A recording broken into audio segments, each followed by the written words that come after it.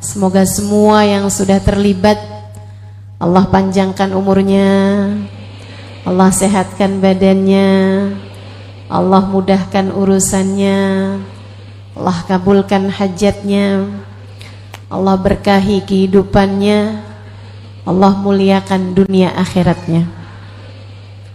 Segenap syaraif, segenap pimpinan majelis ta'lim, pimpinan pondok pesantren, segenap ustadzah yang mudah-mudahan semuanya dirahmati dan dicintai Allah SWT. Dan juga tentu saja semua yang hadir di majelis ini, baik ibu-ibu, kakak-kakak, adik-adik, anak-anak, yang semoga semuanya dirahmati dan dicintai Allah, disayangi dan disyafaati Nabi besar Muhammad sallallahu alaihi wa ala alihi wa sahbihi wasallam insyaallah. Amin ya rabbal alamin. Hari ini alhamdulillah perjalanan pertama. Pagi tadi saya baru tiba di kota ini, di Kalimantan Tengah. Mudah-mudahan jadi perjalanan yang membawa keberkahan, baik bagi saya ataupun bagi siapapun yang berjumpa, siapapun yang mendengarkan, siapapun yang turut hadir dalam majelis kita ini, dijadikan pertemuan yang membawa kebaikan dunia akhirat, pertemuan yang mengikat hati kita untuk saling sayang sampai kita bawa menuju surga Allah Ta'ala insyaallah. Amin ya rabbal alamin. Dan hari ini tema yang dipilih oleh panitia, benahi hatimu wahai muslimah. Begitu kalau saya tidak salah. Betul ya? Benahi hatimu wahai perempuan. Benahi hatimu wahai perempuan. Karena masalah hati ini masalah yang paling penting. Orang bahagia itu tergantung hatinya. Yang hidupnya berkecukupan tapi hatinya tidak bahagia. Banyak juga yang begitu. Banyak tidak? Orang yang wajahnya cantik tapi hatinya menderita. Banyak apa enggak tuh? Banyak. Banyak. Meskipun yang wajahnya cantik hatinya bahagia juga banyak. Orang yang wajahnya tidak cantik hatinya tidak cantik juga banyak. Mudah-mudahan Allah Subhanahu wa taala jadikan kita hatinya semuanya cantik insyaallah. Hatinya semuanya baik insyaallah. Hatinya semuanya terdidik insyaallah. Sehingga kita menjadi orang-orang yang hidup bahagia di dunia, kelak di hari akhirat kita diselamatkan oleh Allah Ta'ala. Sebab akhirat tuh Allah cerita dalam Al-Quran, dalam doanya Nabi Allah Ibrahim alaihissalam. A'udzu billahi minasyaitonir rajim. Rabbi la tukhzini yawma yub'atsun yawma la yanfa'u malun wala banun illa man atallaha biqalbin salim. Illa man atallaha biqalbin salim. Kata Nabi Ibrahim, ya Allah, jangan hinakan aku di hari akhirat, di mana hamba-hambamu engkau bangkitkan. Yauma la yanfa' mal wala banun, di akhirat itu tidak bermanfaat orang bawa harta, tidak bermanfaat orang bawa anak. Ini hiburan dari Allah Subhanahu wa taala untuk hamba-hambanya yang waktu hidup di dunia hidupnya sangat terbatas ekonominya. Kamu hidup di dunia miskin enggak apa-apa. Kata Allah, di akhirat orang kaya pun gak manfaat. Yauma la yanfa' mal, tidak bermanfaat orang yang datang dengan bawa harta yang banyak yang sudah dia sedekahkan sekalipun. Ini kalau ada orang kaya dan banyak sedekahnya, di akhirat belum tentu manfaat. Orang datang pada Allah bawa harta, belum tentu manfaat. Orang datang pada Allah bawa anak, belum tentu manfaat. Yang manfaat, yang pasti selamatnya siapa ya Allah? Man atallah biqalbin salim. Orang yang datang kepada Allah dengan membawa hati yang selamat, hati yang sehat, hati yang bagus, hati yang benar. Jadi kalau orang di hari akhirat nanti bawa sedekah banyak ditambah dengan hati yang baik, baru manfaat. Orang bawa anak banyak dan dia bawa hati yang benar, baru manfaat. Anak saja tanpa hati yang bagus nggak manfaat. Harta saja tanpa hati yang bagus nggak manfaat. Bahkan orang datang pada Allah dengan bawa ibadah yang banyak, tapi hatinya rusak, juga tetap tidak bermanfaat. Orang datang pada Allah dengan bawa ilmu yang banyak, tapi hatinya hancur, nggak manfaat apa-apa. Nggak manfaat apa-apa. Ada dulu di zamannya Nabi Allah Musa alaihissalam, diceritakan oleh Imam Ghazali dalam kitab Minhajul Abidin, buku terakhir yang ditulis oleh Imam Al-Ghazali beberapa saat sebelum kewafatannya, beberapa bulan sebelum kewafatan beliau. Imam Ghazali cerita tentang seorang laki-laki sangat berilmu, ilmunya sangat tinggi, sampai-sampai kabarnya, kata Imam Ghazali, tiap dia mengajar, malaikat ikut turun untuk mencatat pelajaran-pelajarannya. Kurang alim apa itu? Bernama Bal'am bin Ba'ur. Bal'am bin Ba'ur ini, teman-teman sekalian, sangat berilmu, sangat pandai, sangat mengerti, sampai-sampai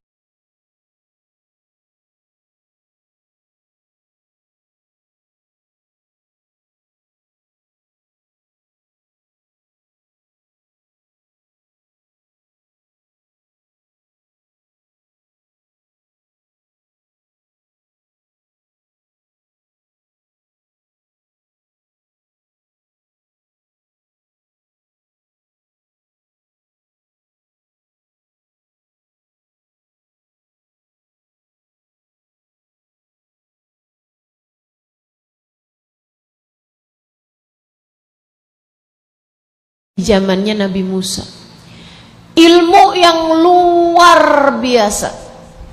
Sehingga sekalian, akan tetapi hatinya rusak, hatinya nggak benar, hatinya tidak baik, hatinya penting baginya, prioritas baginya pandangan manusia padanya, citra dirinya, itu yang menjadi tujuan utama, prioritas utama dengan ilmunya tersebut.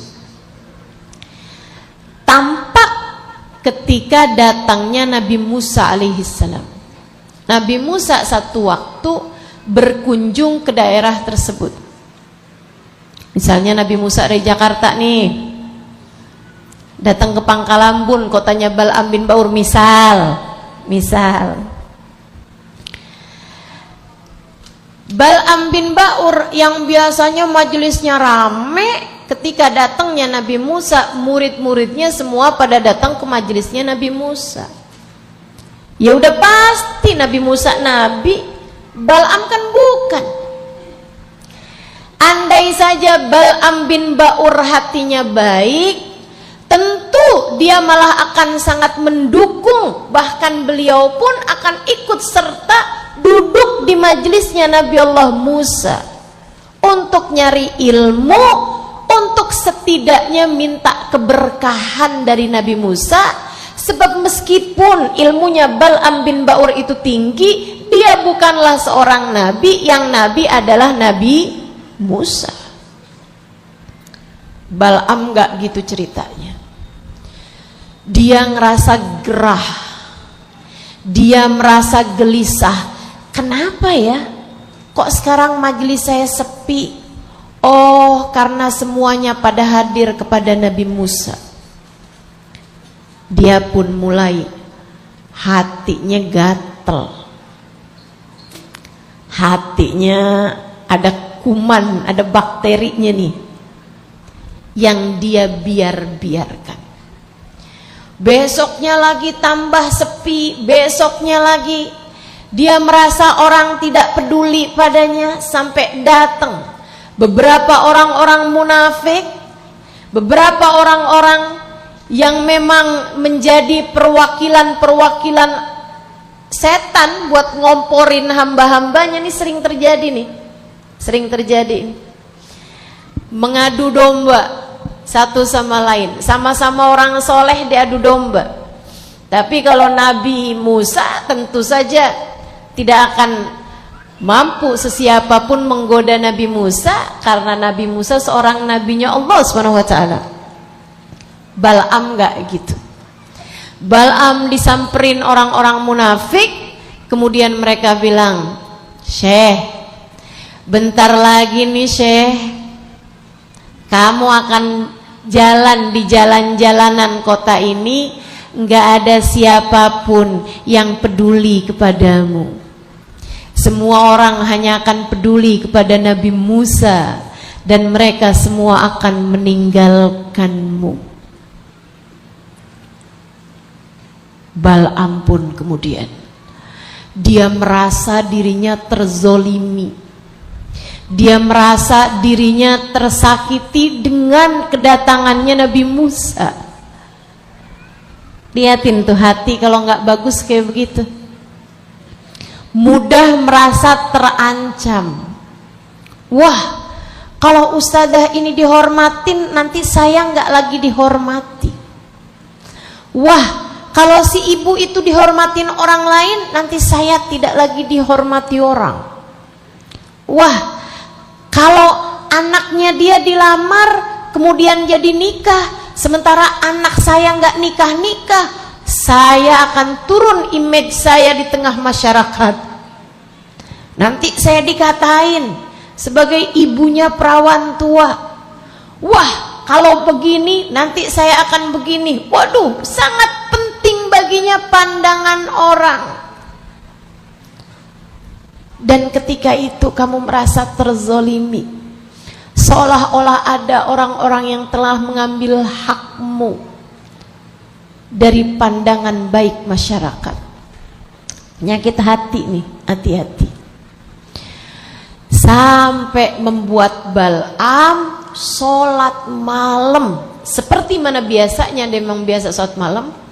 Habis selesai sholat, selesai ibadah, dia berdoa, Ya Allah, tidakkah Engkau lihat saya menjadi ditinggalkan umat karena kedatangan Musa di tempat kami? Ya Allah, tidakkah Engkau lihat saya menjadi tidak berarti di tengah masyarakat, padahal saya membawa ilmu-Mu ya Allah, padahal saya membawa dakwah menuju-Mu ya Allah, padahal saya membawa jalan menuju surga. Gara-gara Musa ya Allah, saya menjadi ditinggalkan oleh umat saya. Ya Allah, hancurkanlah Musa. Hati kalau tidak terdidik.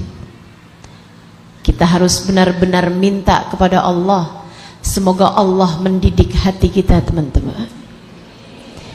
Biar hati kita pada jadi baik. Hati yang baik tahu harus merasa bagaimana dalam keadaan apapun. Kita meminta kepada Allah Subhanahu wa taala pandangan kasih sayang Allah Subhanahu wa taala kepada hati kita, sehingga mudah-mudahan hati kita menjadi terbenahi insyaallah. Allah pandang hati kita, menurunkan rahmat, hidayah, inayah, iman, takwa, sehingga kita berjalan di atas muka bumi dengan membawa hati yang selamat. Datang kematian, kita pulang menuju Allah dengan berbekal hati yang selamat. Di hari akhirat nanti, menuju akhirat, Allah pun menyelamatkan kita, memasukkan kita ke dalam surganya, karena kita adalah hambanya yang memiliki hati yang selamat. Amin ya rabbal alamin. Bal'am doa, ya Allah hancurkanlah Musa, hancurkanlah Musa. Bu, bukannya Allah menghancurkan Nabi Musa, tentu saja Nabi Musa nabinya Allah, Nabi Musa utusan Allah. Nabi Musa adalah penyampai wahyu Allah kepada umat. Didoakan hancur, ya doanya akan berbalik kepada si pendoa itu sendiri, sehingga Allah pun kemudian menghancurkan Bal'am. Dihancurkannya kayak gimana? Allah cabut iman dari dalam hatinya. Bal'am menjadi orang ateis pertama di atas muka bumi ini yang mengatakan bahwa alam semesta ini tidak ada Tuhannya. Allah perumpamakan Bal'am. Di dalam Al-Quran Allah sebutkan, a'udzubillahi minasyaitonirrajim, famathaluhu kamathalil kalbi in tahmil alaihi yalhath aw tatrukhu yalhath. Perumpamaan Bal'am bin Ba'ur seperti anjing, seperti anjing. In tahmil alaihi yalhath aw tatrukhu yalhath.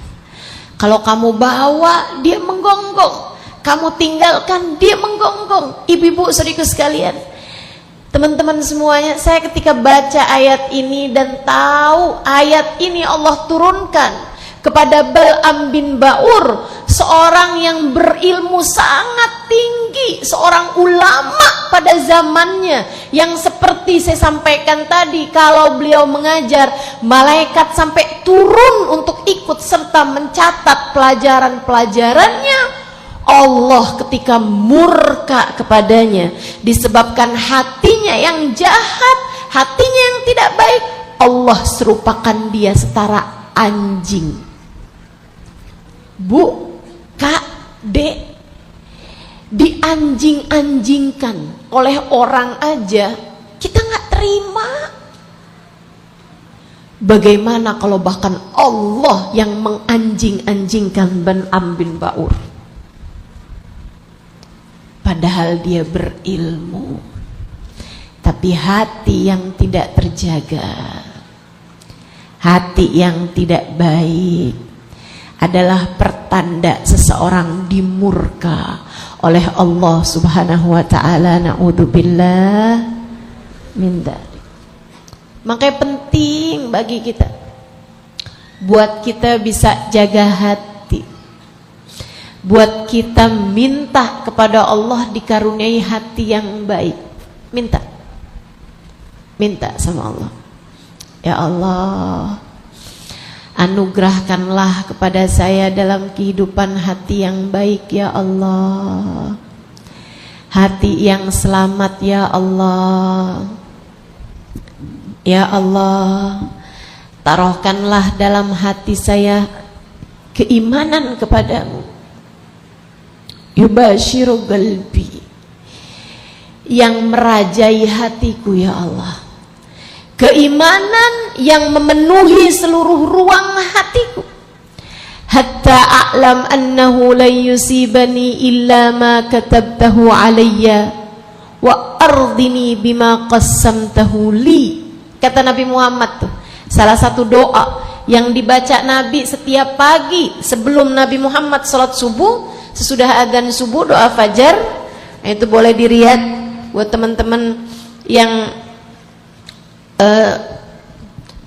nyari doa-doa yang bagus, teman-teman saya sekalian, ada tuh di kitab Khulasatul Madad, kitab susunan guru saya, guru kami Sayyidil Habib Umar bin Hafid di Tarim sana itu ya. Nah, itu namanya Khulasatul Madad An-Nabawi. Saudaraku sekalian saya muliakan, di dalamnya ada terdapat doa fajar. Atau kalau enggak, teman-teman bisa cari. Nih zaman-zaman era teknologi seperti ini, silahkan googling di Yahoo. Enggak ya? Kalau googling di Google ya. Silahkan cari, nih ibu-ibu bingung nih. Nih googling tuh apa gitu. Itu loh Bu, di apa tuh namanya? Pencarian gitu ya, searching ya. Nah, itu bisa tulis tuh di situ tuh. Doa fajar. Nanti akan keluar tuh.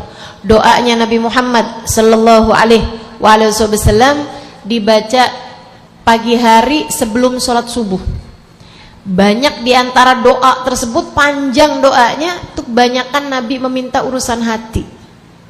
Memang Nabi kita Muhammad sallallahu alaihi wasallam paling ngerti apa yang dibutuhkan sama umatnya, paling faham apa yang membuat Allah Subhanahu wa taala ridho kepada kita. Makanya doa sepanjang itu kebanyakan mintanya urusan hati. Salah satunya, Allahumma a'tini imanan sadiqan. Ya Allah, karuniakanlah kepadaku keimanan yang sesungguhnya dalam hatiku ini. Yubashiru qalbi, yang memenuhi seluruh ruang hatiku.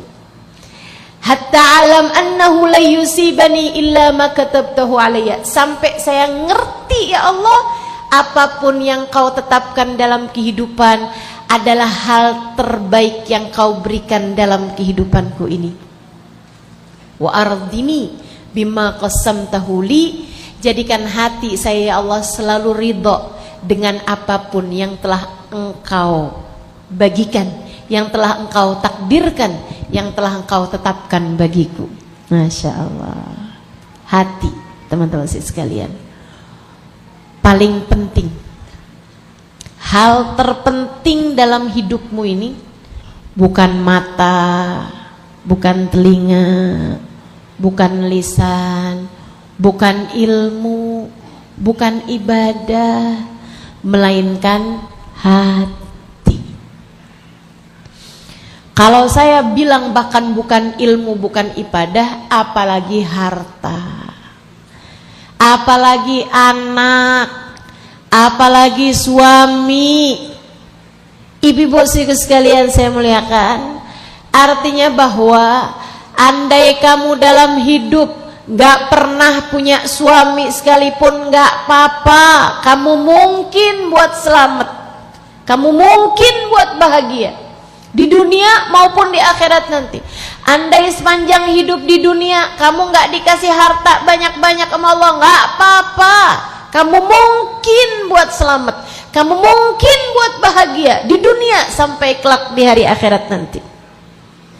Andai sepanjang hidup di dunia, kamu menikah lama belum dikaruniai anak, enggak apa-apa. Enggak pernah punya anak, enggak apa-apa. Kamu mungkin buat selamat, kamu mungkin buat bahagia dari dunia sampai di akhirat. Andai waktu di dunia kamu dikasih sama Allah ilmu yang enggak banyak-banyak, gak apa-apa. Kamu mungkin buat selamat, kamu mungkin buat bahagia di dunia sampai kelak di hari akhirat nanti. Andai waktu di dunia kamu punya ibadah yang bahkan gak banyak-banyak, tapi semua yang Allah perintahkan kamu laksanakan, yang Allah larang kamu tinggalkan, tapi gak banyak. Gak punya sholat sunnah banyak gitu ya, nggak punya sedekah banyak, nggak pernah berangkat umroh apalagi haji, begitu misalnya. Nggak punya zikiran banyak-banyak, sholat sih nggak pernah tinggal, subuh, duhur, asar, maghrib, isya nggak pernah tinggal. Tapi bahkan tahajud jarang-jarang, semalam tahajud, seminggu libur misal. nggak apa-apa. Kamu mungkin buat selamat. Mungkin buat selamat. Mungkin untuk bahagia di dunia sampai kelak di hari akhirat kalau kamu punya satu hal ini. Apa itu? Hati yang baik. Tapi begitu kamu tidak punya hati yang baik, ada hasud, ada iri dengki, ada kesombongan, merasa diri yang paling hebat, merasa diri yang paling solehah, merasa diri yang paling dermawan, hati yang punya banyak kebencian, ama suami sendiri dia benci, ama mertua dia benci, ama saudara ipar dia benci, ama kakak adiknya sendiri rebutan warisan sampai saling hujat satu sama lain. Saudariku sekalian, ama tetangga masalah, sama temen masalah, hati yang tidak memiliki kebaikan kepada orang lain. Kalau hidupmu dengan membawa hati yang semacam itu, kalau hidup kita dengan membawa hati yang tidak selamat semacam itu, maka akan sulit bagi kita untuk bisa selamat di dunia ataupun di akhirat. Sulit bagi kita menjadi seseorang yang hidupnya bahagia dari dunia sampai kelak di hari akhirat nanti.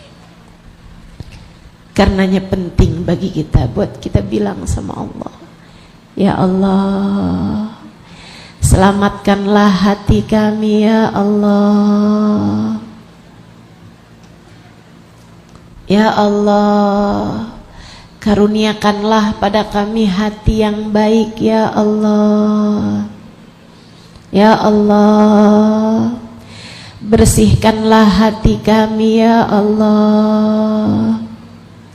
Ya Allah, baguskanlah hati kami ya Allah. Minta sama Allah, ya Allah, lapangkanlah hati kami ya Allah. Ya Allah, muliakanlah hati kami ya Allah. Minta kepada Allah.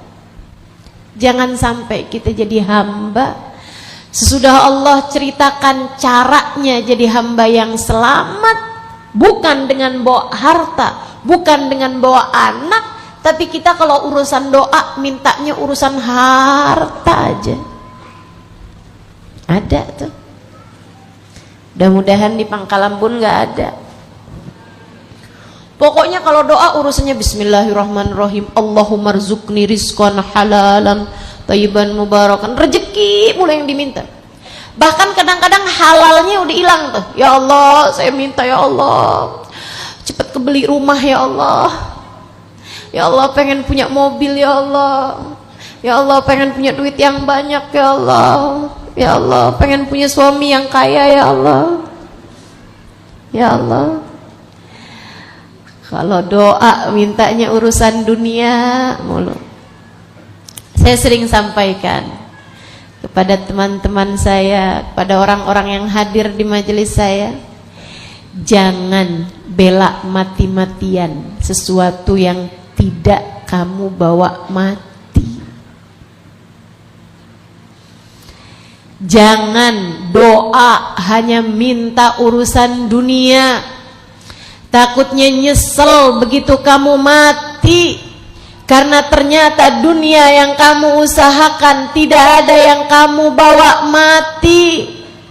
Bu, yang kepengenannya di pikirannya cuman urusan gelang, kalung, kalau kamu mati ada yang kamu bawa nggak dalam alam kubur? Di sini ada yang bilang sama suaminya gitu, nanti kalau saya mati ya bang ya, tolong ya gelang saya itu yang 3 kilo Tolong semuanya ikut kuburkan bersama dengan saya.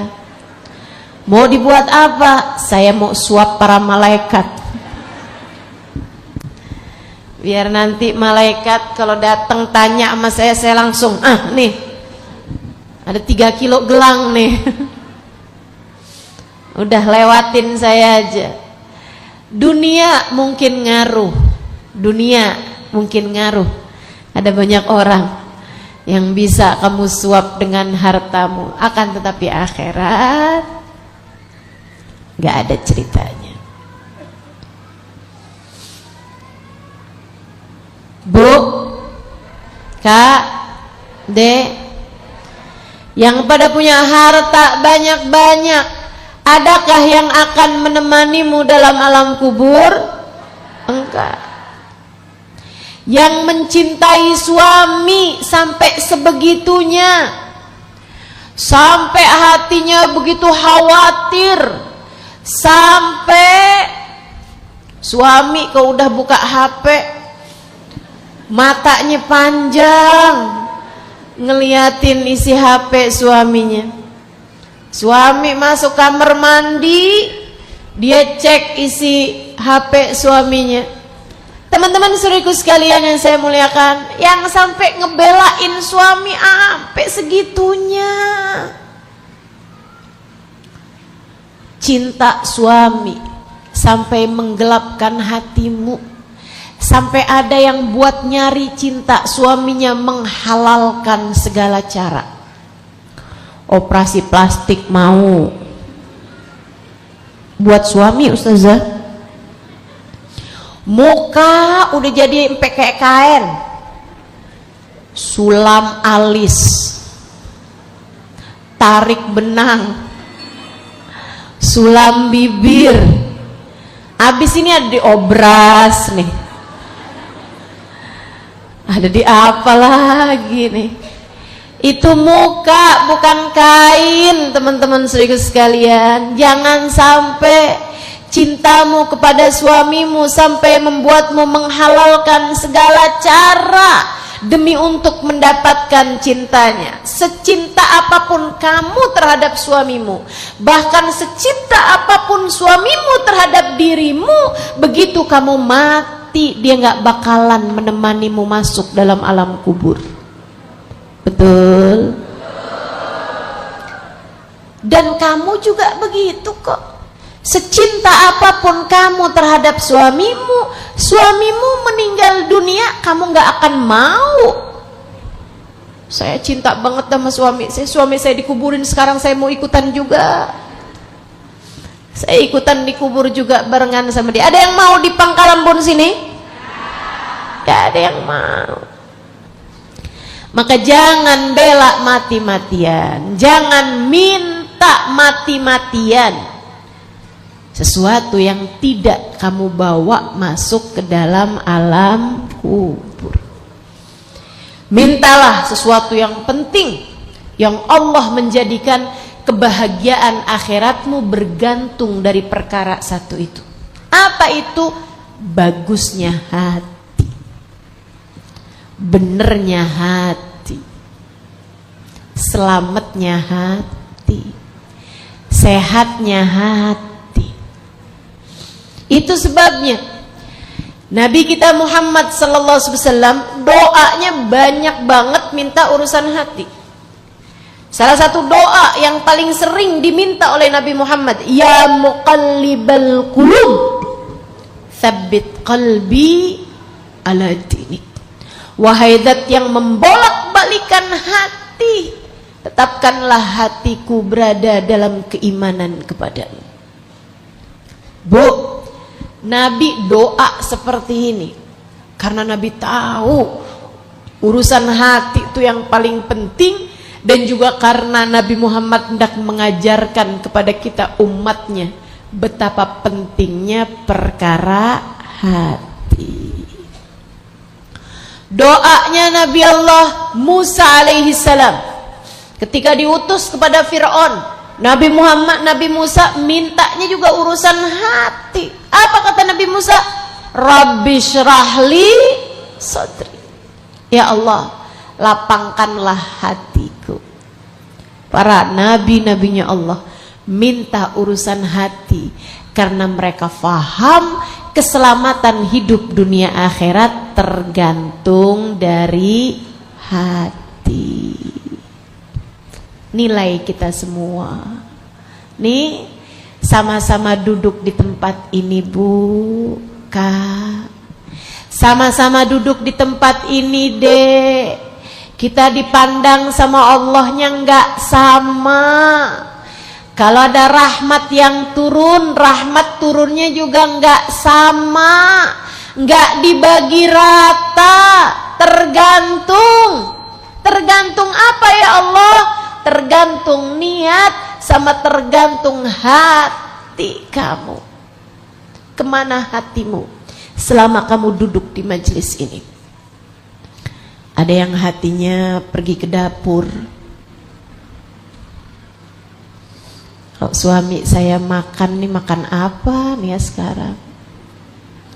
Hatinya lagi jalan-jalan ke dapur. Ada banyak di sini hatinya yang lagi jalan-jalan ke pasar. Baik pasar beneran atau pasar online. Hatinya lagi mikirin, kerudungan yang dipakai si itu bagus tuh, belinya di mana ya? Ustazah kerudungannya cantik, merek apaan ya? Belinya di mana ya? Di Shopee ada nggak ya? Masya Allah.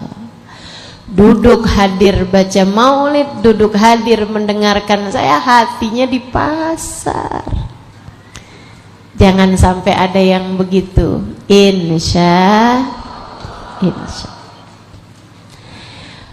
Allah lihat nih, kita yang hadir di sini nih, yang dilihat adalah niat sama hati. Hati kamu di mana? Hati kamu keadaannya semacam apa? Hati kamu bersama dengan siapa? Hati kamu yang diingat apa? Nauzubillah, jangan sampai ada di antara kita orang-orang yang hadir bersama kita, tapi Allah berpaling darinya karena melihat hatinya yang busuk. Hatinya dipenuhi dengan kebencian, hatinya dipenuhi dengan rasa iri dengki. Si ibu itu datang tuh, ih ngapain? Teman saya yang itu tuh datang, dia tuh kan padahal baru habis cerai sama laki.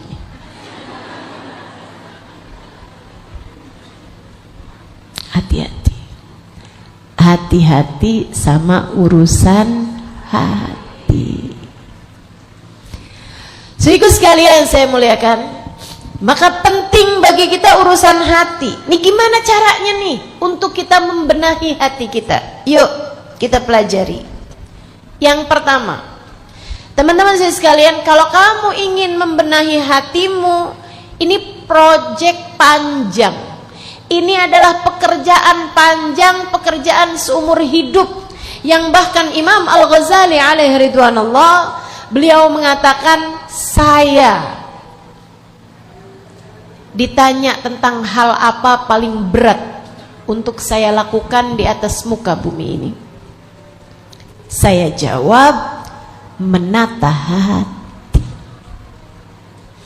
Hal paling berat untuk saya lakukan, kata Imam Al-Ghazali, adalah menata hati, agar tak cinta kecuali karena Allah, agar tak bangga kecuali karena Allah, agar tak benci kecuali karena Allah, agar tidak memiliki rasa apapun kecuali yang diridhoi oleh Allah.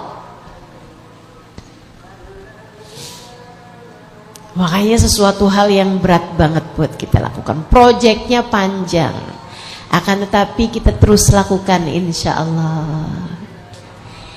Pengen benahi hati wahai perempuan, pengen benahi hati wahai muslimah, nomor satu yang harus kamu lakukan adalah bersihin dulu tuh hatinya.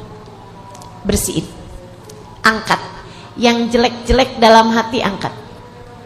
Apa aja yang jelek-jelek yang ada dalam hati. Nomor satu, kesombongan. Nomor satu, kesombongan. Apa tuh sombong? Batarul haq wa ghamtun nas. Ketika Nabi Muhammad menyebutkan la yadkhulul jannah man kana fi qalbihi mithqala dzarratin min kibr, tidak akan masuk surga seseorang yang di hatinya punya setitik debu kesombongan. Para sahabat langsung takut semua. Mereka bilang, wahai Rasul, saya senang pakai baju bagus, saya senang punya barang-barang bagus, saya senang naik kuda yang bagus ya Rasulullah. Kalau sekarang ibaratnya gitu ya, saya senang punya rumah bagus Rasul, saya senang punya kendaraan, punya mobil bagus, saya suka pakai barang-barang bagus, pakai baju bagus. Berarti saya nggak akan masuk surga Rasulullah? Bukan, kata Nabi. Sombong tuh bukan itu. Sombong bukan apa yang kamu pakai, bukan apa yang kamu makan, bukan apa yang kamu tinggali. Bukan. Sombong ada pada rasa hati. Batarul haq, kata Nabi, menolak kebenaran. Ada ustadzah di Jakarta datang. Oh, udah tua? Enggak sih, masih muda orangnya.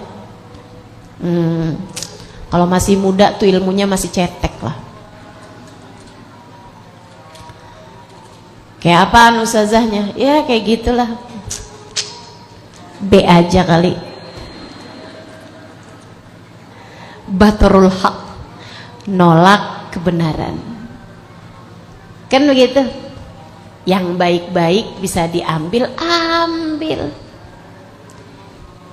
Teman-teman sekalian saya muliakan, kalau ada orang nih, dia hafizah misalnya, hafal Quran, kamu nggak bisa baca Quran, atau ada orang yang bisa ngajarin Quran, kamu nggak bisa baca Quran, kamu mampu, kamu minta sama dia untuk belajar, jangan malu. Takutnya dianggap sebagai kesombongan.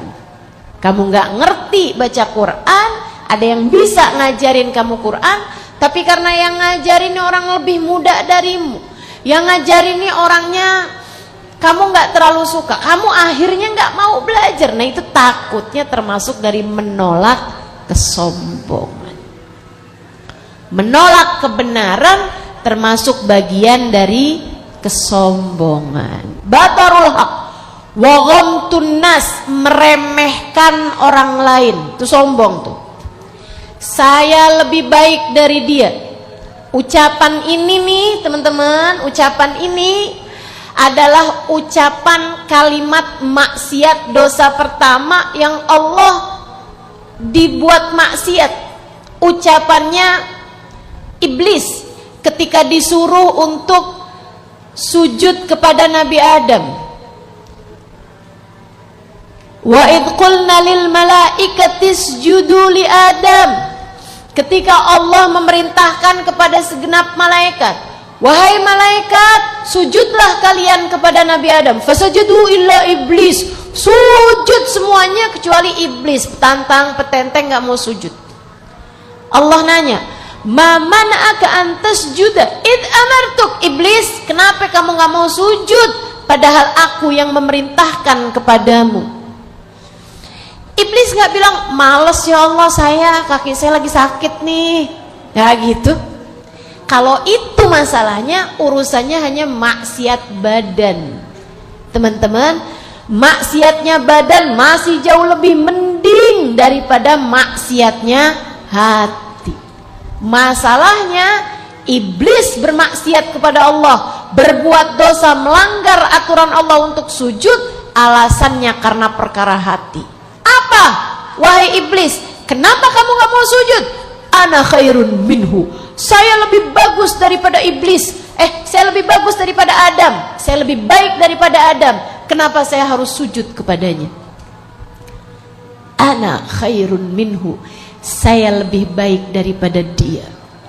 Khalaqtani min nar wa khalaqtahu min tin. kau ciptakan aku dari api, sementara kau cipta dia dari tanah. Api lebih manfaat daripada tanah, saya lebih baik daripada dia ya Allah. Ini sama kayak orang, saya lebih baik daripada dia. Saya anaknya kiai ini, saya anaknya syekh ini, saya anaknya ulama ini, saya keturunannya ini. Teman-teman saudaraku sekalian yang saya muliakan, persis kayak ucapannya iblis. Kalau kamu merasa dirimu lebih baik daripada seseorang karena nasabmu, karena kamu tercipta sebagai anaknya siapa, kamu 11-12 sama si iblis. Jangan biarkan kesombongan menghancurkanmu. Hilangkanlah rasa saya lebih baik darinya. Bahkan melihat pelaku maksiat sekalipun, kamu kalau lihat orang bajunya terbuka, kamu bisa sampaikan pada dirimu, dalam urusan menutup aurat saya lebih baik daripada dia. Akan tetapi dalam urusan yang lain belum tentu. Bisa jadi dia adalah seorang istri yang solehah kepada suaminya. Bisa jadi dia adalah seorang anak yang berbakti kepada ibunya. Bisa jadi dia adalah seorang yang menanggung nafkah anak-anak yatim. Bisa jadi dia adalah seorang yang sangat sabar menghadapi perlakuan orang-orang di sekelilingnya. Bisa jadi dia adalah orang yang sabar ketika diberi ujian sakit. Kamu nggak tahu, kamu tidak tahu.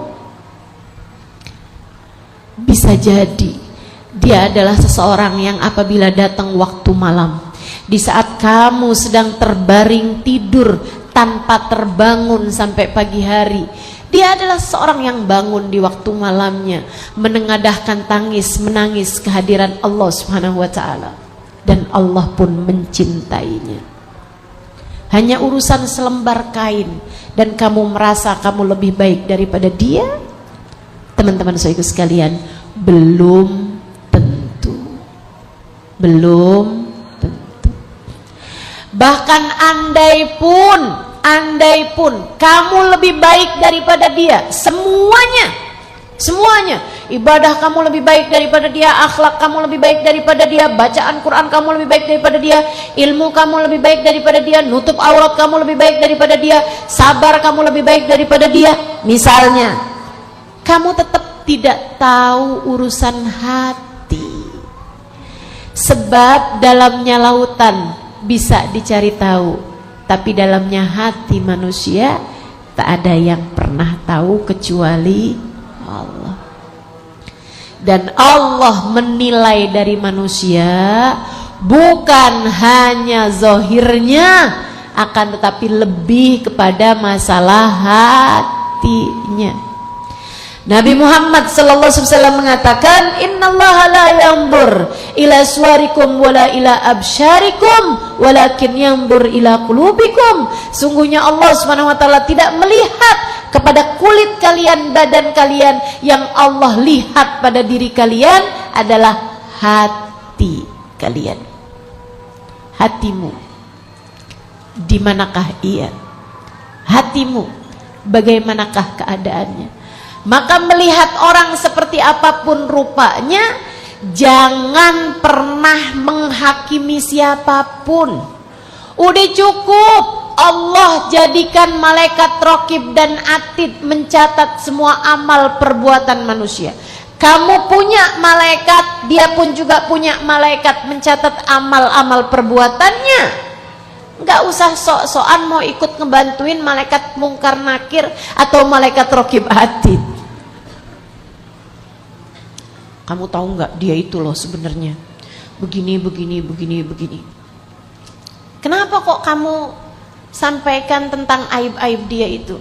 Bantuin malaikat lah, kesian. Takutnya malaikat nggak sempet nyatet. Saya ingetin malaikat buat nyatet. Enggak usah teman-teman, enggak usah. Azan, marhaban bil qaili adlan, marhaban bis salati alan, marhaban. Allahu akbar, Allahu akbar. Doa indal adzan la yurad. Kata Nabi Muhammad, doa ketika azan tidak ditolak Allah Subhanahu wa taala. Dan kita sedang di majelis, doanya juga mustajab. Kita sedang bersama dengan banyak musafir, doanya juga mustajab. Ini kumpul sebab-sebab doa nih, mustajab.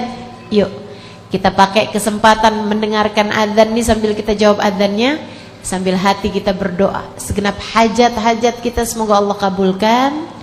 Terutamanya adalah hajat mengenai hati kita. Mudah-mudahan Allah Subhanahu wa taala baguskan hati kita. Mudah-mudahan Allah jaga hati kita.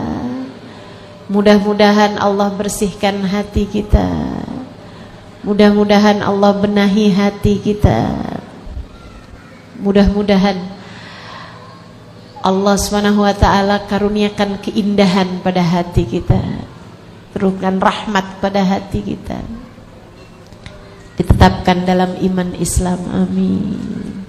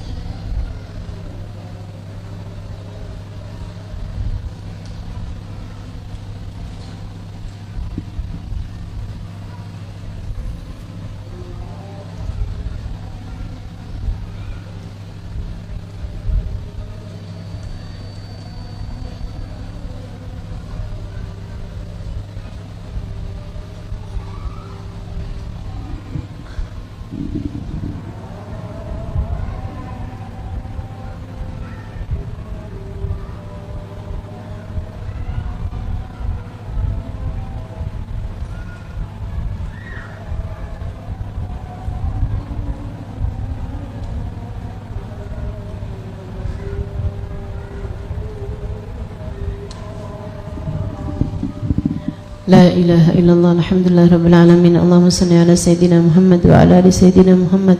Allahumma rabba hadhihi ad-da'wati at-tammah was-salatil qa'imah ati sayyidina Muhammadin al-wasilata wal fadilah wasyarafa wad darajatul aliyata rafi'a wa batul maqam al-mahmud alladhi wa'attah innaka la tukhliful mi'ad ya arhamar rahimin. Rabbi ufni wa li walidayya, Rabbi ufni wa li walidayya, Rabbi ufni wa li walidayya warhamhuma kama rabbayani saghira. Sallallahu ala sayyidina Muhammadin wa ala alihi wa sahbihi wasallam. Alhamdulillahi rabbil alamin. Merasa diri lebih baik daripada orang lain. Kita tuh memang gak pernah tahu teman-teman. Bahkan andai pun nih kita ngerasa kita lebih baik daripada seseorang, semuanya dalam hal urusan apapun, tetap aja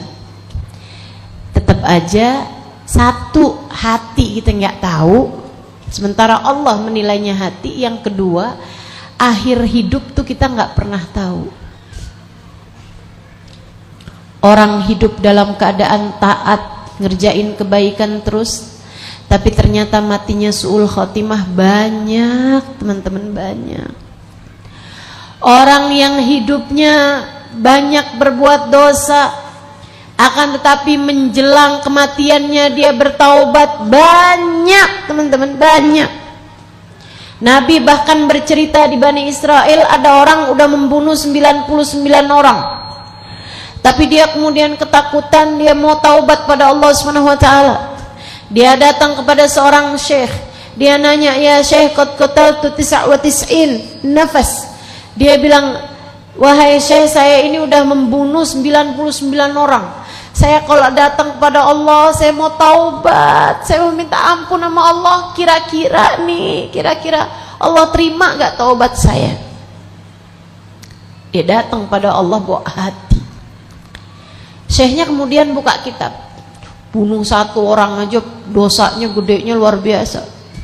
Bunuh satu orang aja neraka. Ini udah bunuh 99 orang. Waduh, nerakanya kayak gimana nih? Dibilang, maaf Pak, Bapak nggak ada mungkin jalan buat taubat. Oh gitu Syekh, ya ampun Syekh, dibuka pedangnya, dibunuh sekalian tuh Syekh. Jadi 100 orang.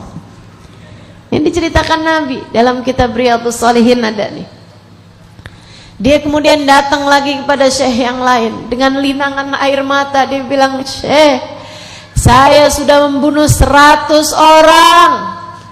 Yang terakhirnya adalah seorang syekh yang saya tanya, apakah kalau saya datang kepada Allah, Allah akan menerima taubat saya? Saya nyesel, saya takut. Tapi gimana saya ini sekarang? Syekhnya kemudian bilang, selagi nafas masih di kandung badan, selagi nafasmu belum sampai di tenggorokan, Allah masih akan membuka pintu taubat untukmu lebar-lebar. Datanglah kepada Allah dengan membawa hati yang bertaubat, dan pergilah kamu menuju, hijrahlah menuju ke tempat yang kamu tidak akan diajakin lagi buat berbuat hal-hal yang tidak baik. Jauhin teman-teman kamu yang gak benar itu, taubatlah, pergilah. Misalnya pergilah ke Palangkaraya misalnya gitu. Dia bilang, alhamdulillah, makasih Allah, makasih Allah. Di tengah jalan dia meninggal dunia. Nabi Muhammad cerita, malaikat rahmat sama malaikat azab rebutan. Kata malaikat azab, ini jatah saya nih, sepanjang hidup dia isinya bunuh orang, ini adalah jatah saya. Kata malaikat rahmat, ini jatah saya, sebab dia sudah bertaubat kepada Allah SWT.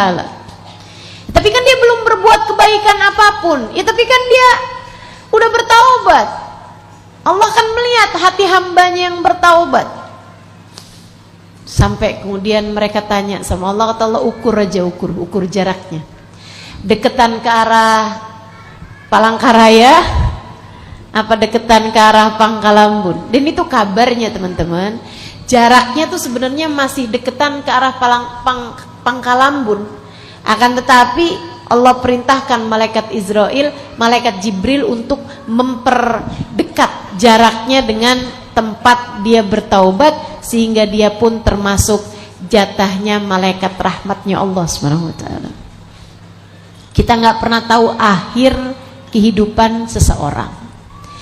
Kita nggak pernah tahu akhir hidup kita dan akhir hidup orang.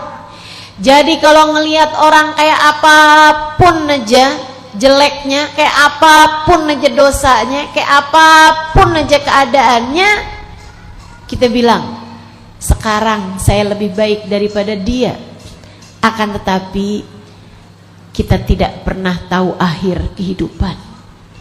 Bisa saja Allah mengaruniakan taubat kepada orang tersebut, Allah menerima taubatnya, kemudian memasukkannya ke dalam tempat yang terbaik, masukkannya ke dalam surga sesudah dia dianugerahi husnul khatimah. Sementara saya, bisa jadi juga Allah cabut keimanan di dalam hati saya, sehingga saya pun menjadi orang yang hancur ketika datang ke negeri akhirat nanti.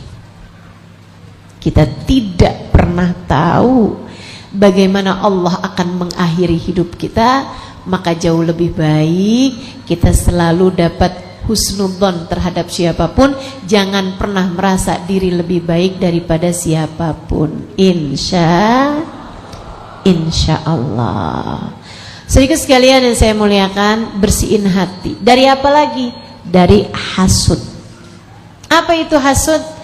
Seneng lihat orang lain susah, susah lihat orang lain seneng. Penyakit tuh paling berbahaya. Nabi Muhammad menyebutnya bahkan al-hasad halikotuddin. Kata Nabi, hasud itu bisa jadi pencukurnya agama. Kita punya agama nih teman-teman, bisa dicukur habis sama penyakit namanya hasud. Nabi Muhammad bahkan menyebutkan al-hasad ya'kulul hasanat kama ya'kulun narul hatab. Hasud bisa makanin kebaikan, melahap kebaikan, membakar kebaikan sebagaimana api membakar kayu bakar. Hasud. Hati-hati. Kamu sholat, kamu zakat, kamu sedekah, kamu bahkan sholat duha, kamu bahkan hadir di majelis taklim, kamu bahkan bikin majelis taklim, tapi hatimu hasud sama orang lain, iri, dengki sama orang lain, bisa-bisa semua pahala yang sudah kamu lakukan itu bisa habis kebakar semuanya sama sifat hasud.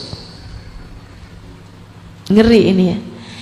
Kita mesti belajar buat jadi orang yang hatinya baik, selalu punya kasih sayang untuk kita bagi kepada siapapun. Saya ingat ada satu cerita dari salah satu habaib ya. Ada Habib dagang, dia hijrah. Cerita ini saya dapatkan dari cucu Habib tersebut yang berdakwah di sebuah negara Afrika, teman-teman. Tapi subhanallah, cara beliau berdakwah itu nggak banyak dengan ngajar. Itu masyarakat yang tinggal di negara tersebut belum ada yang Islam waktu itu. Dia tinggal di sebuah kota kecil gitu. Beliau caranya berdakwah adalah dengan akhlak, dengan hati yang baik. Ini memang nggak ada yang bisa ngalahin hati yang baik. Mudah-mudahan Allah anugerahkan kepada kita sekalian, insya Allah. Dia bikin toko, teman-teman. Orangnya sangat baik hati. Kalau ada tetangga sakit dijengukin, bukan Islam. Tetangga-tetangganya belum ada yang Islam. Kalau ada orang susah dibantuin gitu kan. Terus sambilan setiap malam doa, ya Allah, Islamkanlah mereka ya Allah, anugerahkanlah hidayah untuk mereka ya Allah, terus gitu. Selamatkan mereka semua ya Allah, kesian kalau sampai nggak selamat di akhirat ya Allah, terus gitu. Dengan linangan air mata dia doain tetangganya, dia doain orang di kampungnya. Dia bikin toko emas, teman-teman, bikin toko emas. Jualan toko emas itu laku. Banyak banget pembelinya. Orang seneng beli sama dia, orangnya baik gitu, nggak pernah dibohongin, bagus semuanya gitu ya. Akhirnya ada tetangga sebelahnya, sedikit sekalian, buka juga toko emas. Nih, coba nih liatin. Hati kalau baik tuh bisa sampai begitu. Satu hari ini masak-masaknya lagi sepi pembeli gitu.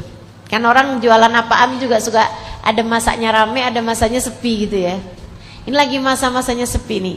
Tapi dia dari pagi tuh udah ada beberapa orang beli emas sama dia, beli perhiasan. Sore-sore hari ada satu orang datang milih-milih emas tempat dia ini. Akhirnya udah ketemu satu, dibilang gitu, saya mau beli dong kalung yang itu misalnya. Yang mana Pak? Yang suka? Yang ini, model ini nih Pak. Iya. Maaf Pak, maaf, Bapak bisa lihat di toko sebelah, kayaknya model yang ini juga ada. Kenapa gitu? Bapak belinya sama toko sebelah aja. Kenapa begitu? Sebab saya nih Pak, dari tadi pagi sampai sekarang alhamdulillah sudah dapat beberapa orang pembeli. Sementara toko sebelah belum ada yang beli. Bapak silahkan datang ke sebelah untuk beli dari toko sebelah Bapak. Ada yang bisa begitu di sini?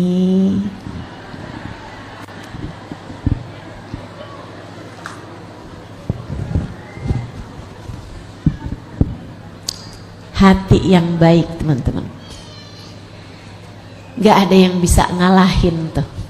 Allah cinta, Allah suka sama orang yang hatinya baik-baik.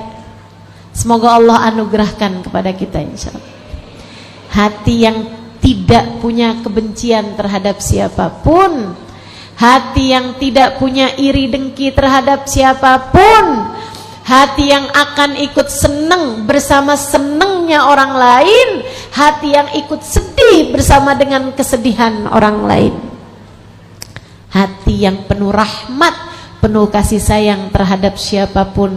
Ya Allah, anugerahkanlah kami hati yang seperti itu, amin. Sampai sekampung tuh pada masuk Islam semuanya tuh gara-gara akhlak mulianya beliau itu radhiyallahu ta'ala anhu warḍah. Teman-teman saudara sekalian yang saya muliakan, selamat hatinya dari sifat hasud, selamat hatinya dari sifat kesombongan. Aku udah penyakit-penyakit yang berbahaya ini hilang, ya, hilang dari dalam hati kita ini. Penyakit ketiganya adalah gitu, ujub. Ujub tuh apa? Berbangga sama diri sendiri. Saya dong, saya nih, alhamdulillah tahajud istiqomah. Berapa lama? Seminggu. Seminggu doang udah ngerasanya jadi ahli surga. Ibu-ibu sekalian, bangga aja sama diri sendiri gitu, ngerasa diri yang paling hebat, ngerasa diri paling penyakit tuh penyakit. Mudah-mudahan Allah selamatkan kita semua dari hal-hal yang seperti ini insyaallah, amin. Ibu sekalian saya muliakan, kalau udah kita selamatkan hati kita dari hal-hal penyakit-penyakit berbahaya semacam itu, kita sekarang perlu bersihkan hati kita dengan taubatan nasuha.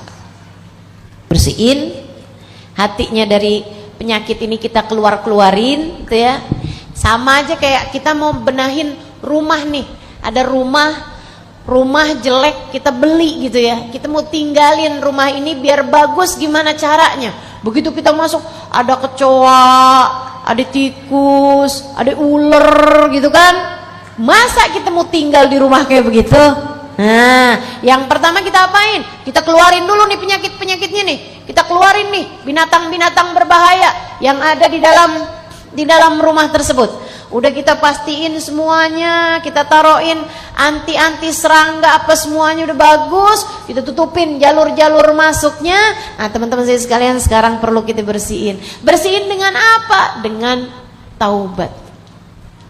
Karena yang ngotorin hati ini, sampah-sampahnya hati adalah dosa. Idza adnabal abad nakat fi qalbihi nuqta sauda. Apabila seorang mengerjakan dosa, tertolehlah satu titik hitam di dalam hatinya. Kalau dia bertaubat, kalau dia mohon ampun kepada Allah, Allah pun akan bersihkan hatinya tersebut. Kalau tidak, titik-titik hitam tersebut akan menggelapkan hati sampai bisa jadi hatinya mati. Apa cirinya hati mati? Teman-teman sekalian, tidak mudah menerima nasihat.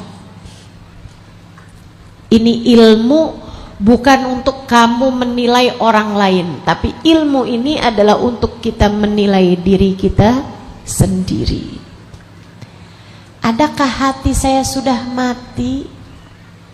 Adakah hati saya sedang sakarat? Ataukah hati saya sudah menjadi hati yang baik? Teman-teman sekalian, kita lihat aja. Kalau dengerin nasihat, kalau dengerin ceramah, kalau dengerin kajian, kamu suka melihat orang lain atau kamu melihat diri kamu sendiri? Kok saya suka lihat orang lain ya, disebutin sifat sombong, iya tuh orang itu tuh kayak gitu tuh. Disebutin tentang iri dengki, tuh si itu tuh orangnya suka iri dengki tuh sama orang lain tuh. Saya malah alhamdulillah enggak. Disebutkan tentang urusan dosa gitu kan, yang dikembalikan kepada orang lain. Ya, emang orang-orang tuh pada banyak banget ngerjain dosa, saya mah ahli taat, ahli ibadah. Masya Allah. Sulit hatinya untuk menunduk, sulit hatinya untuk merunduk, sulit hatinya untuk bersujud, hanya kepada Allah Subhanahu wa taala. Ini hati yang seperti ini pertanda hatinya sudah mulai mati. Kalau urusan dunia tertarik sekali. Kalau udah urusannya membahas urusan dunia, kayaknya kepengen banget gitu. Kayaknya gimana nih caranya nih biar dapet nih, Masya Allah. Tapi kalau urusan agama, urusan kebaikan hati, urusan amal soleh, urusan dakwah, apaan sih? Pertanda hati mulai mati. Makanya ketika saya melihat ibu-ibu, kakak-kakak, adik-adik datang ke majelis seperti ini, saya yakin kalian adalah orang-orang yang insya Allah dikehendaki baik oleh Allah Subhanahu wa taala. Sangat tertarik dengan urusan agama Allah. Sangat tertarik dengan urusan yang mudah-mudahan membawamu menuju surga. Sangat tertarik dengan apa yang membuat kita mudah-mudahan menjadi lebih dekat dengan Allah Subhanahu wa taala. Semoga Allah memandang hati kita semuanya dengan pandangan kasih sayangnya, dan kemudian menurunkan rahmat ampunan, membersihkan dosa-dosa yang telah melekat di dalam hati kita. Amin ya rabbal alamin. Perlu kita bersihkan dengan taubat. Apa tuh taubat? At-taubatu an-nadam. Taubat itu adalah penyesalan. Nyesel, ya Allah kok saya gitu ya. Iya tuh dulu tuh saya gitu tuh. Ya Allah, saya kok orangnya kayak gitu ya. Sholat suka kadang terlambat. Ya Allah, ampuni ya Allah, ampuni ya Allah.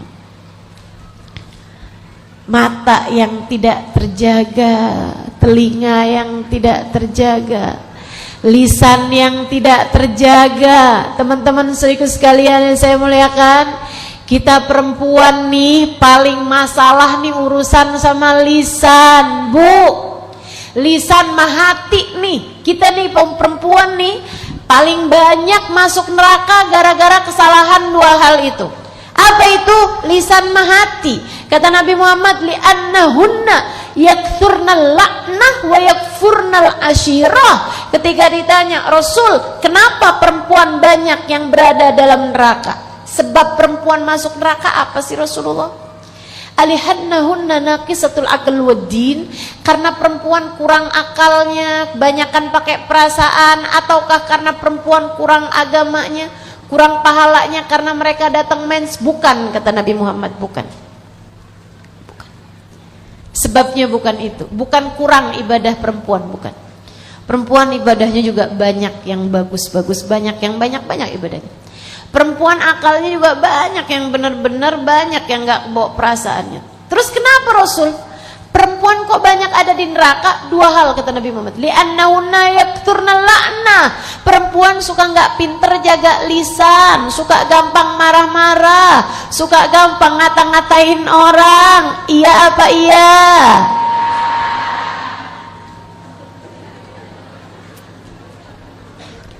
Sama suami gampang banget ngata-ngatain.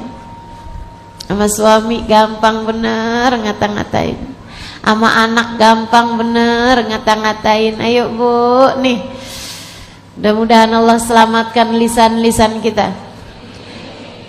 Perkara kedua, nggak pinter jaga hati. Li'annahunna yakfurnal ashirah. Mereka hatinya nggak pandai berterima kasih. Tidak pandai berterima kasih. Makanya dosa kita nih banyak didasari karena lisan kita mah hati kita, teman-teman. Kita minta sama Allah, ya Allah, ampuni dosa semuanya ya Allah.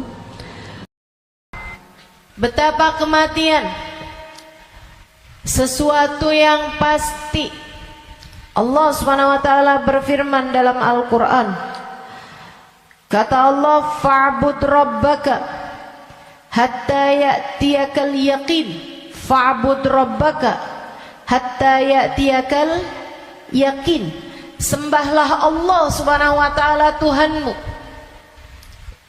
Kamu sembah Allah Subhanahu wa taala hatta ya'tiyakal yakin. Sampai kapan kita nih diminta buat nyembah Allah?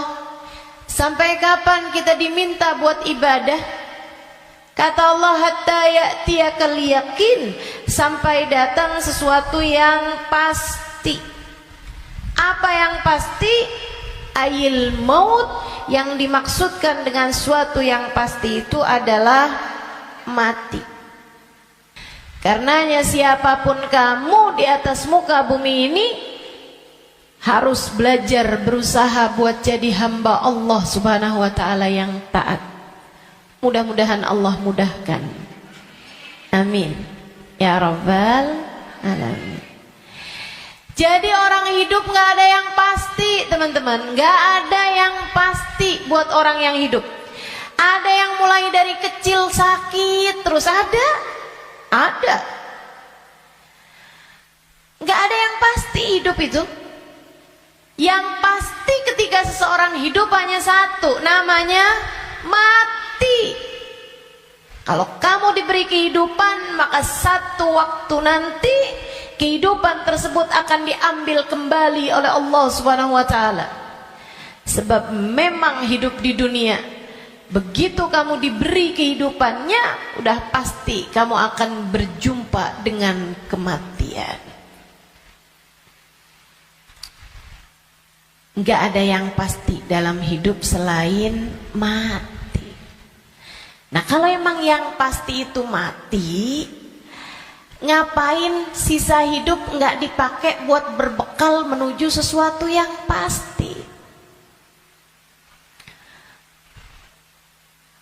Ngapain bekalannya untuk sesuatu yang nggak pasti?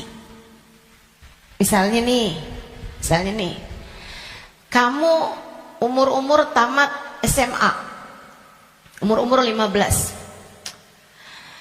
Kalau kamu berpikir bahwa saya umur segini berarti udah deket lagi mau nikah, bekalan menuju nikah. Misalnya, apa yang kamu kerjakan? Hidung kurang mancung, mancungin alis kurang nyelirit, kurang bulan sabit, kamu sabitin alis kamu. Bibir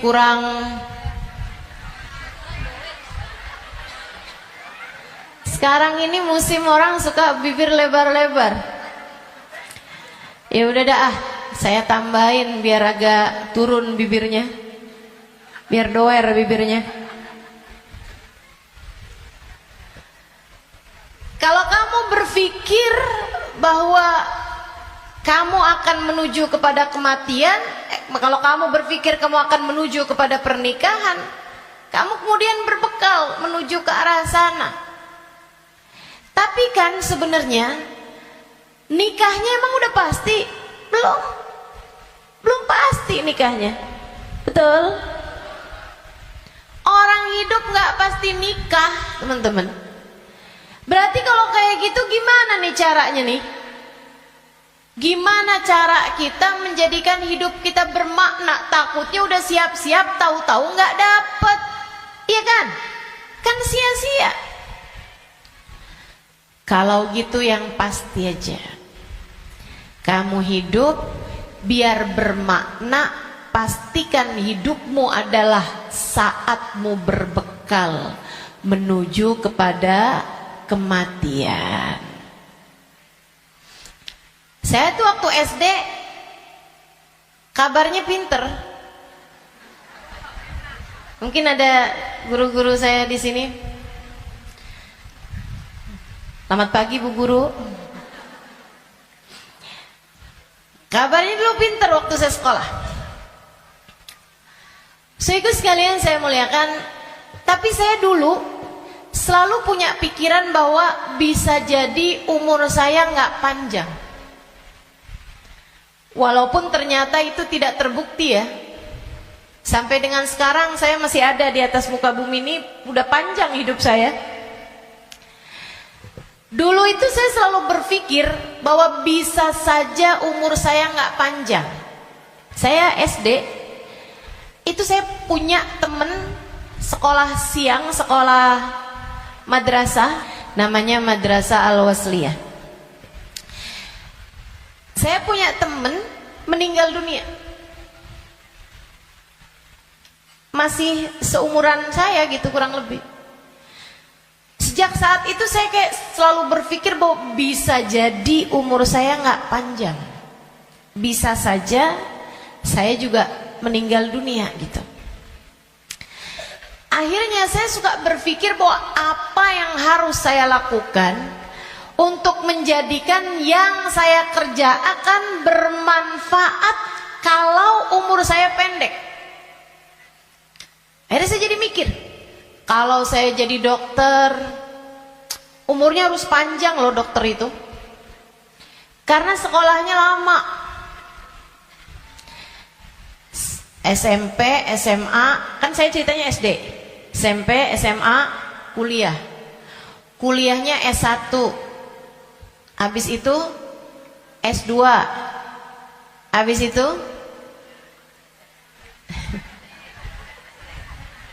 ST katanya. Buat jadi dokter spesialis itu kan mesti banyak sekolahnya. Apalagi kalau mau spesialis yang spesialis lagi gitu, buat jadi dokter yang bagus. Artinya sekolahnya tuh panjang. Baru bisa jadi dokter yang hebat, dokter yang mumpuni di atas usia 30-an tahun, bahkan mungkin 40-an tahun. Habisnya itu dia praktek mengamalkan ilmunya. Berapa lama? Sampai ketika datang ajal menjemputnya. Manfaatnya ilmunya itu berapa lama?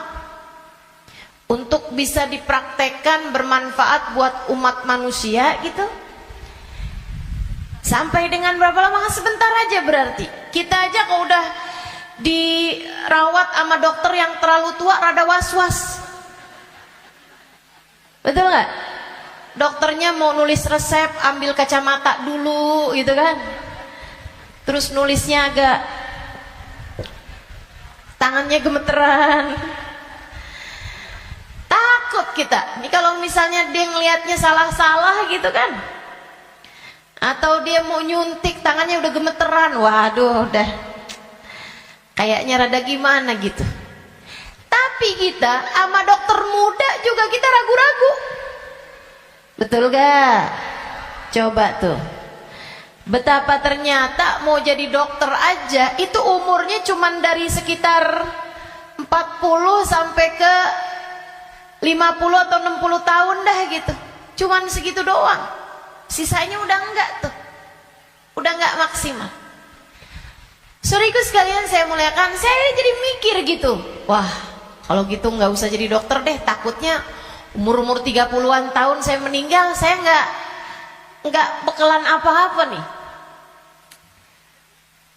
Apa ilmu, apa hal yang bisa membuat saya bisa nggak nyesel kalau saya mati muda? Itu yang saya pikirkan lagi zaman saya SD. Hingga akhirnya saya memutuskan untuk saya akan belajar di pondok pesantren. Biar saya kenal sama agama Allah, biar saya ngerti caranya jadi hamba Allah, biar saya kenal sama baginda pemimpin agama saya, baginda Nabi besar Muhammad.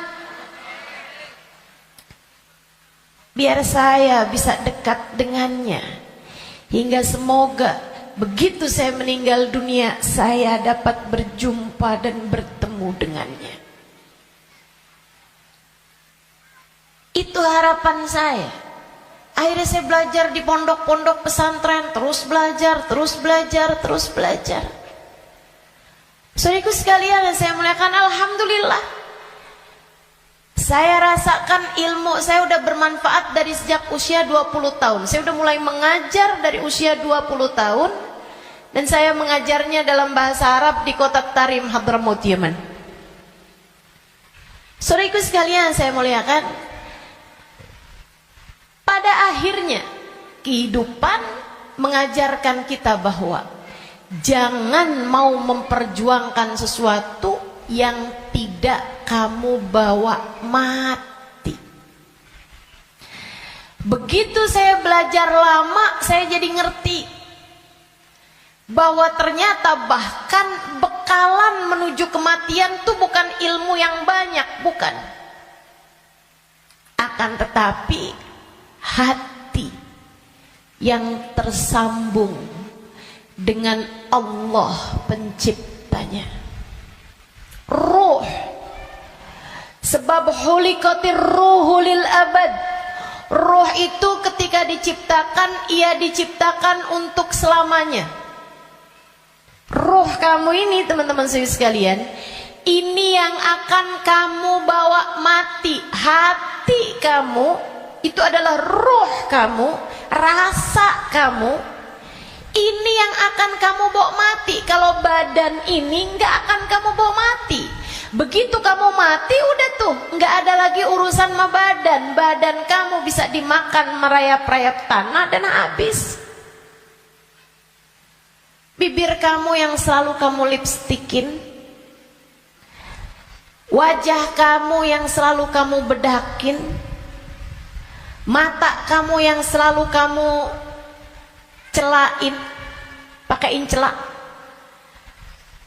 kuku-kuku kamu yang selalu kamu potong setiap kali ia memanjang, badan kamu yang selalu kamu rawat, kamu kasih makan, kamu bersihkan.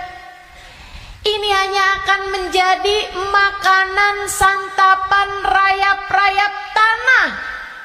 Ulat-ulat tanah nanti akan masuk ke lubang-lubang hidungmu. Ia akan masuk dalam seluruh anggota tubuhmu dan kamu habis. Makanya katanya Sayyidina Ali bin Abi Thalib, siapa yang kerjanya buat badannya, siapa yang hidupnya hanya mementingkan urusan tubuhnya, silakan cari pahalanya kepada rayap-rayap tanah. Silakan minta balasannya kepada rayap-rayap tanah. Ulat-ulat tanah, mereka yang senang banget, wih, mulus. Ih, badannya bagus. Enak banget nih kita makannya, katanya gitu. Saudariku sekalian yang saya muliakan, bukan untuk itu kamu diciptakan, bukan untuk itu kamu diciptakan. Yang aslinya dari diri kamu adalah ruhmu, yang sejatinya pada dirimu tidak akan terpisahkan adalah hatimu. Ala inna fil jasadi mudghah, idza salahat salahal jasad kullah, wa idza fasadat fasadal jasad kullah. Ketahuilah di dalam tubuh manusia terdapat segumpal darah, disebut hati. Jika bagus, bagus semuanya, jika rusak, rusak semuanya. Ketahuilah segumpal darah tersebut adalah hati. Disitulah ruh ditiupkan. Disitulah ruh sejatinya berada, meskipun mengalir sampai ke seluruh tubuh kita. Ruh itu dihembuskan saat janin badanmu itu berusia 4 bulan dalam rahim ibu kamu, ditiupkan lewat ubun-ubun. Makanya Bu, ketika Allah menciptakan batok kepala kita, itu semuanya udah full kecuali ada satu lubang kecil di ubun-ubun. Makanya kalau anak bayi ubun-ubunnya masih lembut, tulangnya belum keras, karena asalnya memang bolong. Kenapa Allah bolongin? Buat niupnya ruh, ditiupkannya ruh saat usia 4 bulan tuh dari situ. Rohnya dimasukin, ditiupkan oleh malaikatnya Allah Subhanahu wa taala.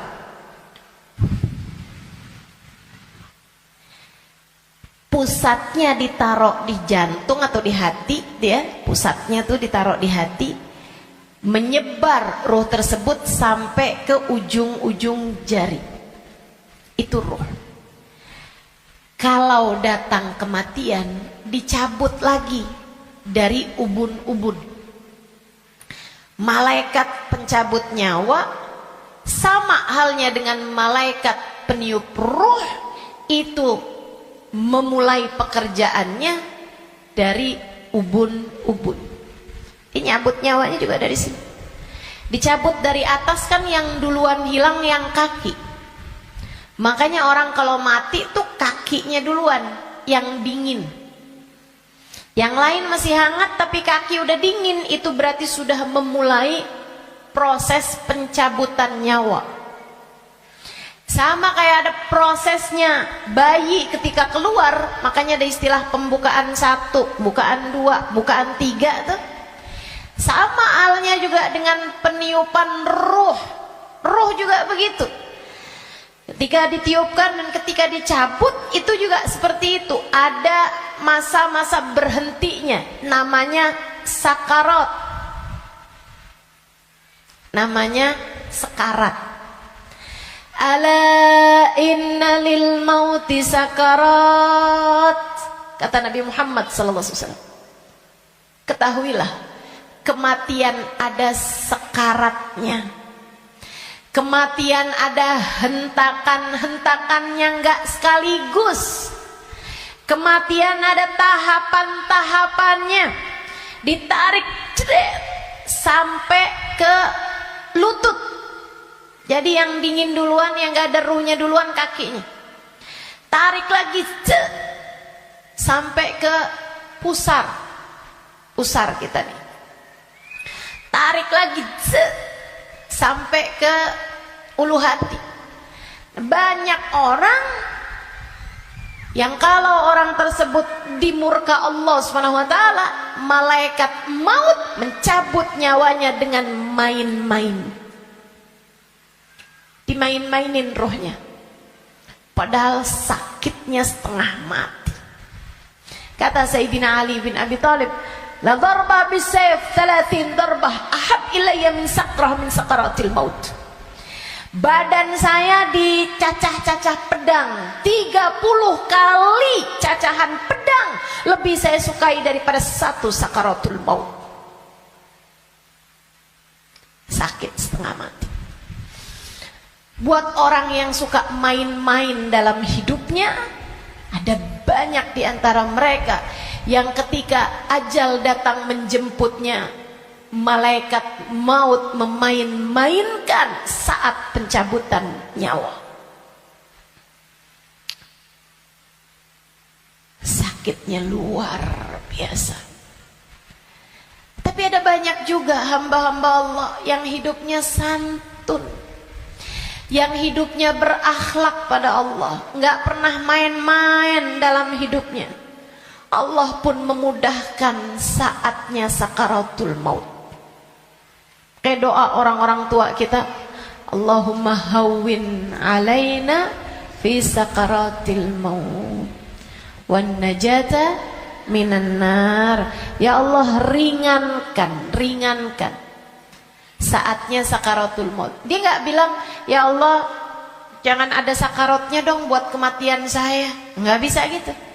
Atau ya Allah jangan kasih saya sakit saat sakaratul maut. Nggak bisa gitu juga. Karena memang sakaratul maut itu sakit. Memang pasti sakit. Jadi yang diminta adalah Allahumma khaffif alaina fi sakaratul maut. Ya Allah ringankan sakitnya sakaratul maut. Apa yang bisa meringankan? Maksudnya ringannya tuh gara-gara apa? Kalau kamu tanya sama saya, Ustazah, ringannya sakaratul maut tuh gara-gara apa? Saudaraku sekalian, sesuatu itu sakit bisa jadi ringan itu karena dua hal. Satu, karena memang sakitnya itu levelnya jadi ringan. Kan begitu? Sakit kan ada level-levelnya. Memang Allah jadikan sakitnya itu ringan, jadi berkurang sakitnya. Itu banyak yang seperti itu. Sehingga sakaratul mautnya kayak nggak sakarat gitu, karena sama sekali nggak kesakitan. Ada yang begitu, memang diringankan sama Allah Subhanahu Wa Taala, level sakitnya memang diturunkan oleh Allah Subhanahu Wa Taala semacam itu. Atau yang kedua, Allah alihkan fokusnya sehingga dia jadi kayak nggak berasa sakaratul maut, karena Allah memalingkan fokusnya bukan kepada sakitnya, tapi kepada sesuatu yang lain. Apa? Allah palingkannya dengan apa? Yang paling indahnya, yang paling enaknya adalah dengan dihadirkannya baginda Nabi besar Muhammad sallallahu alaihi wasallam di saat sakaratul maut tersebut. Sakit, tapi nggak jadi terasa sakitnya sebab ia bisa lihat Nabi Muhammad. Sebab dihadirkan Nabi Muhammad untuknya.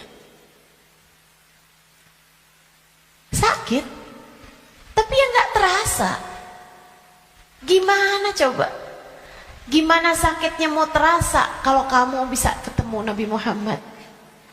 Nabi Muhammad misalnya berkata kepadamu, selamat datang wahai umatku. Ya udah nggak ada lagi rasa sakitnya teman-teman. Udah jadi indah semuanya. Banyak yang begitu juga. Kekasih berjumpa dengan kekasihnya di saat sakaratul maut. Banyak. Kita ustazah gak tahu deh. Minta aja, doa aja, walaupun gak pantas, biar gak nyesel. Betul gak? Betul gak? Mau doa tapi rasanya kayak gak pantas gitu ustazah. Orang kayak saya kematiannya dijemput sama Nabi Muhammad, emang gak pantas. Yang kayak kamu ngomongin orang, yang kayak kamu kalau sholat berantakan, betul? Ngarepin kematiannya dijemput sama Nabi Muhammad, siapa kamu? Betul gak? Sama.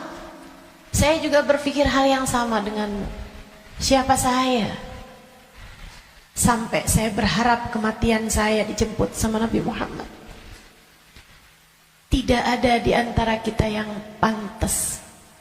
Gak ada di antara kita yang layak, gak ada. Gak ada. Tidak saya, tidak kamu, sama. Tapi kita tetap berdoa, kita tetap meminta kepada Allah Subhanahu wa taala. Kali-kali aja doa kita diijabah. Ya, siapa tahu ya kan? Siapa tahu. Soalnya takut kalau nggak minta nyesel. Sebab Nabi Muhammad itu dermawan. Sebab Nabi Muhammad itu dermawan. Kadang-kadang orang kalau dermawan tuh kita nggak bisa kira. Tahu-tahu memberi lebih dari yang kita minta. Itu sakaratul maut. Nanti habis cabut tuh dari pusar sampai ke dada. Dada, hati, itu teman-teman pusatnya. Allati tattali'u alal afidah. Sampai ketika roh tersebut nyampe di afidah, nyampe di dada, tempatnya hati kita itu, pusatnya. Makanya orang kalau ngerasa sakit hati pasti pegang dadanya gitu. Nggak ada yang pegang kepala, sakit hati saya, nggak ada. Apalagi pegang kaki, sakit hati saya, nggak ada. Pasti berat, sakit hati saya gitu. Yang dipegang dada, karena memang tempatnya ruh, pusatnya itu adanya di situ, hati kita. Itu sakaratul maut paling sakitnya tuh di situ, karena sumbernya tuh di situ. Baru kemudian dicabut lagi sampai ke ghargharah, sampai ke leher. Kau udah nyampe di ghargharah, hakikat kamu akan ditampakkan.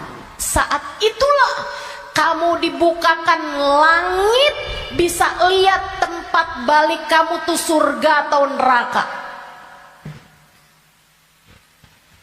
Dan itu bisa terjadi tahun depan, dan itu bisa terjadi bulan depan, untukmu atau untukku. Itu bisa jadi di waktu yang masih sisa panjang, bisa jadi juga sudah tinggal sedikit lagi waktumu untuk merasakan apa yang disebut dengan sakaratul maut ini. Semuanya pasti ngalamin, semuanya nggak ada yang bisa lari. Saat ghargharah, saat nyawa udah sampai di tenggorokan, dibukakan pintu demi pintu, kata Nabi Muhammad.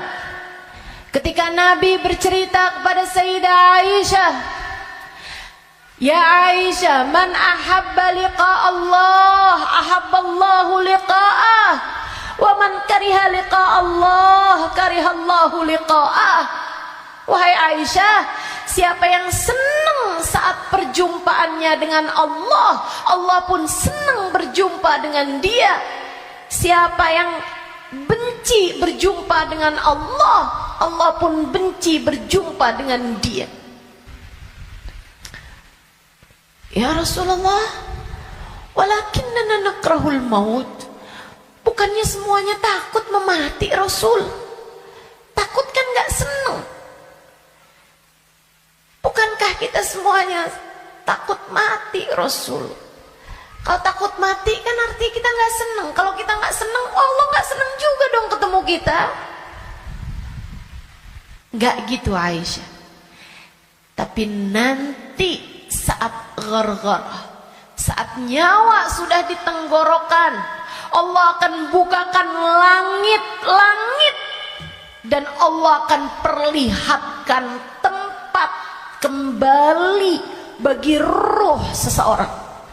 Rohnya itu baliknya kemana? Siapa yang ketika dibukakan langit-langit tahu tempat kembalinya adalah neraka, dia pun takut ketemu sama Allah, dia benci berjumpa dengan Allah, Allah pun benci berjumpa dengannya, walaupun dia bunuh diri sekalipun. Dia bunuh diri nih, pengen mati kan orang bunuh diri, tapi begitu ruhnya sampai di tenggorokan, begitu dia lihat tempat kembalinya adalah neraka, dia pun takut, kepengen gak jadi bunuh diri.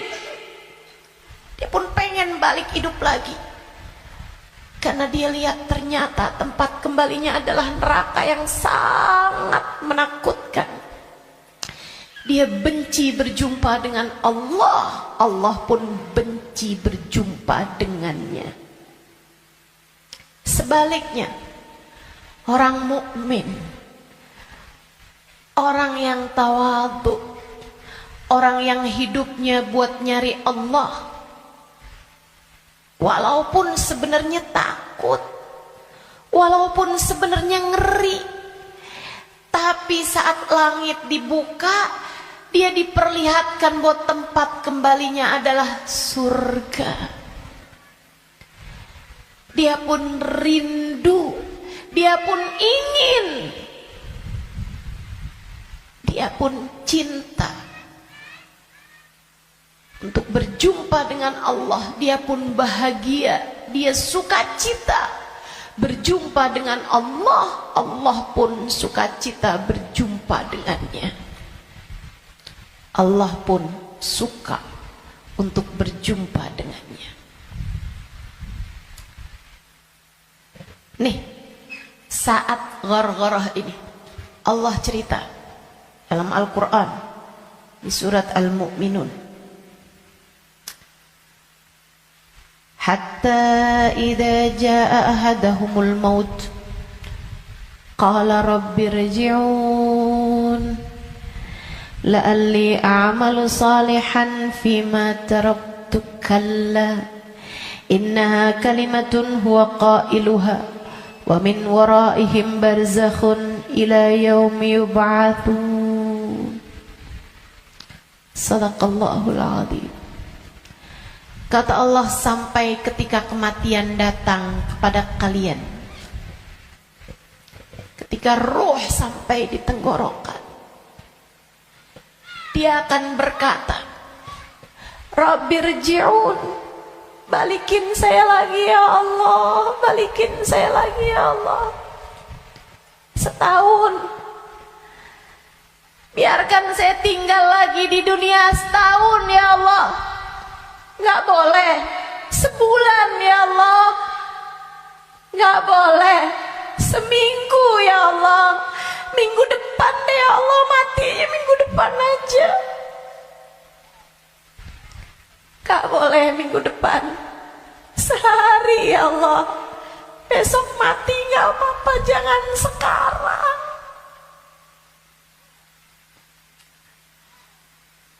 Nggak boleh sejam ya Allah, sejam.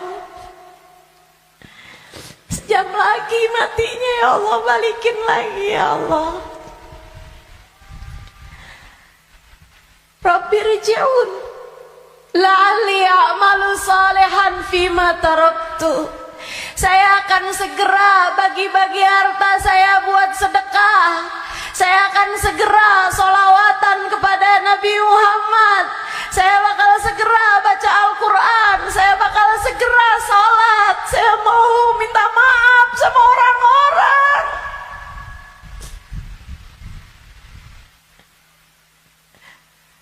Saya mau minta maaf sama orang-orang.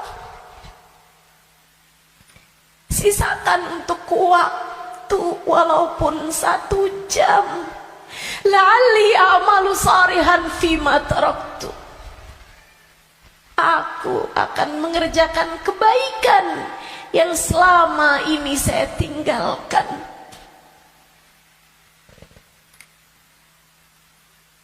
Apa jawab Allah? Kalla innaha kalimatun huwa qailuha. Enggak ada.